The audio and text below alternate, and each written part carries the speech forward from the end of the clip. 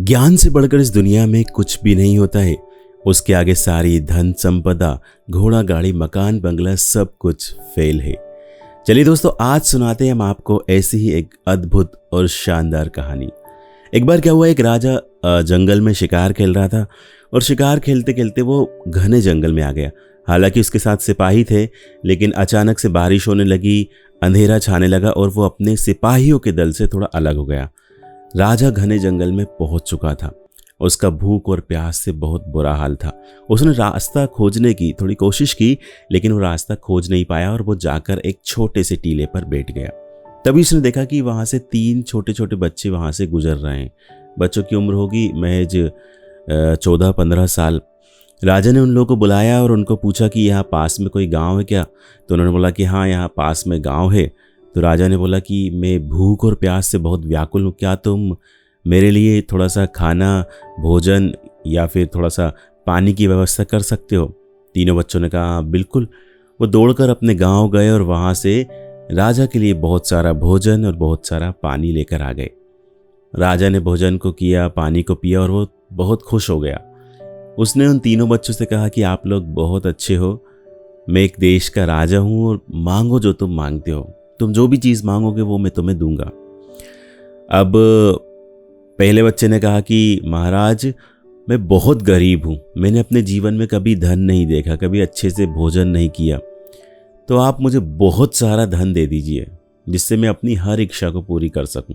राजा ने कहा ठीक है।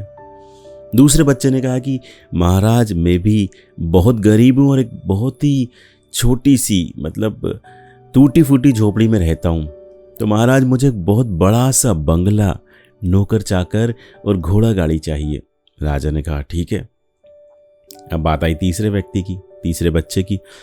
उसने कहा महाराज, मुझे ना तो धन चाहिए, ना घोड़ा गाड़ी चाहिए और ना ही बंगला चाहिए, मैं ज्ञान का भूखा हूँ, मुझे ज्ञान चाहिए। आप कुछ ऐसा कीजिए महाराज कि मैं बहुत ज़्यादा पढ़ लिख सकूँ, एक मेहनत कर सकूँ, मैं विद्वान बन सकूँ। तो राजा उसकी बातों से बड़ा प्रभावित हुआ और राजा ने उसके उच्च शिक्षा की व्यवस्था कर दी। अब हुआ कि समय बीतता गया, वो जो तीसरा बालक था जिसने बोला था कि महाराज मुझे बहुत सारी चीज़ें सीखना है, वो पढ़ लिख कर एक बहुत बड़ा विद्वान बन गया और राजा ने उसने अपने महल में अपने एक मंत्री पद पर रख लिया, क्योंकि वो बहुत विद्वान बन गया। हर चीज़ का उसके पास आंसर रहता था, हर सवाल का उसके पास जवाब रहता था, हर प्रॉब्लम को वो सॉल्व कर देता था। तो एक दिन काफ़ी समय निकल गया और एक दिन राजा को याद आया कि यार, वो ऐसा मैं एक बार जंगल में फंसा था। तो उसने उस तीसरे व्यक्ति से, जो कि अब विद्वान बन चुका था, उसने कहा कि तुम्हारे वो जो दोनों दोस्त थे जिनको हमने बहुत सारा धन और बंगला और गाड़ी दी थी, वो कहाँ हैं आजकल, एक बार उनको बुलाओ, पूछते हैं उनके हाल चाल, वो कैसे हैं। तो राजा ने कहा ठीक है महाराज। उस व्यक्ति ने कहा, जो विद्वान था, उसने कहा ठीक है महाराज, मैं उनको बुलाता हूँ। अगले दिन दोनों जो टाइम दिया गया था उस टाइम पर आए। राजा ने उन दोनों को बुलाया, भोजन कराया, बिठाया और फिर उनसे पूछा कि ये जो तुम्हारा तीसरा दोस्त है, इसके बारे में तो मुझे सब कुछ पता है, लेकिन तुम कैसे हो, तुम्हारे बारे में बताओ।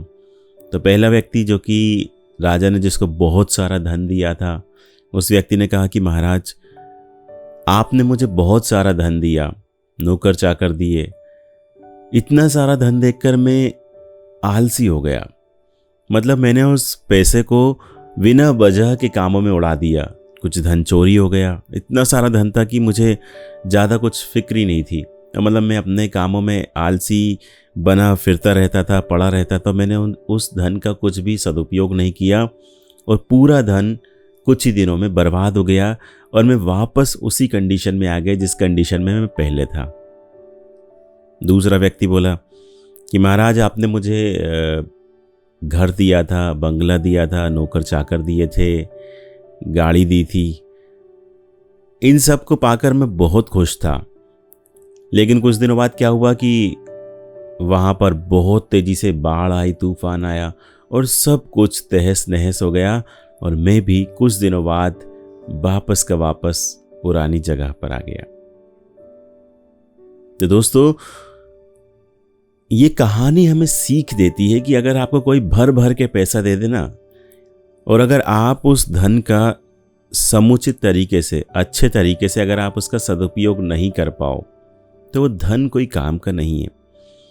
लेकिन ज्ञान, नॉलेज, यही एक ऐसी चीज है, अगर आपके पास ये है तो आगे बढ़ने के लिए आपको किसी भी धन की, किसी भी राजा की, किसी की भी कोई ज़रूरत नहीं है।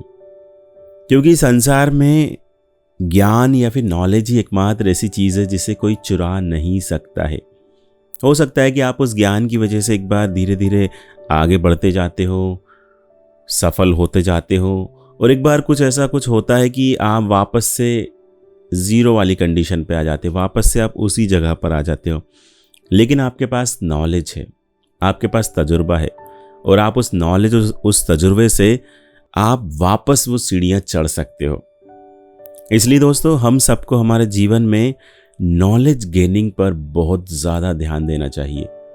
जहाँ से भी ज्ञान मिल सकता हो ले लो, चाहे वो किताबें हो, चाहे वो इंटरनेट हो, चाहे वो यूट्यूब हो, जहाँ से भी हम ले सकते हैं ले लेना चाहिए। और दोस्तों, मेरी कोशिश भी यही रहती है। और दोस्तों, यही थी हमारी आज की एक छोटी सी कहानी। हमें कमेंट करके ज़रूर बताइए कि आपको कैसी लगी ये कहानी।